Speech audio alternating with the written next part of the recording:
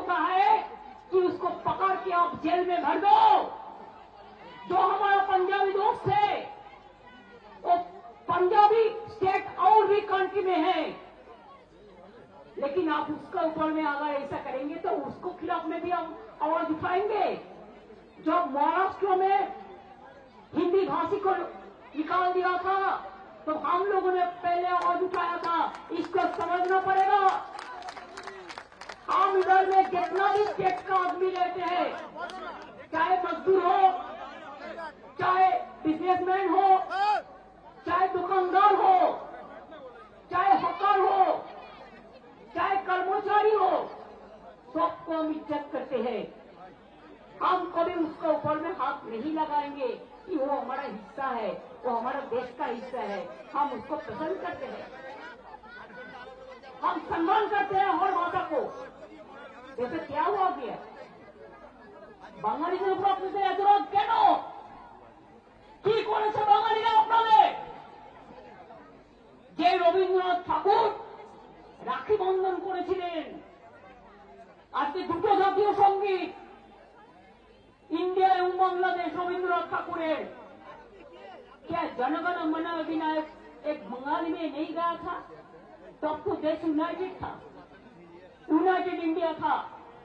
पहले देश भाग हुआ है 1971 में मार्च तक, जो उधर से इधर में आए उसको तो आप रिकॉग्नाइज किया है। और इसको बाद अगर आपका दिल में है राजनीति करने के लिए, किसी को भेज देने से बदमाशी करने के लिए असम्मान, वो हमारा हाथ में नहीं है। बॉर्डर किसका हाथ में है?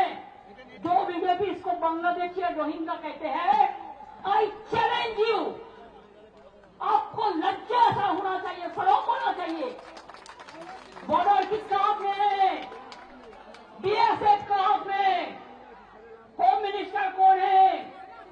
इसका हाथ में सीआईएसएफ है, सीआरपीएफ है। अगर ट्रेन में कोई आते हैं, ये भी सेंट्रल गवर्नमेंट का सिविल एविएशन मिनिस्ट्री देखते हैं।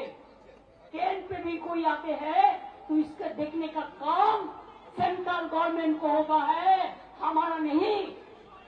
तो आप क्यों ऐसा झूठा कह रहे हैं?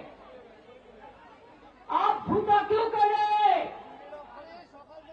इलेक्शन आसले, चुनाव आने से सब नाम निकाल देना।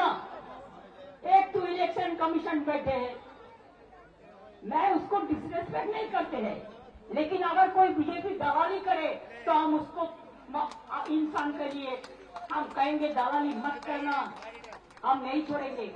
मैं बिहार में सुना 30.5 लाख वोट निकाल दिया, ऐसा करके महाराष्ट्र में बीजेपी जीता, नहीं तो नहीं जीतता।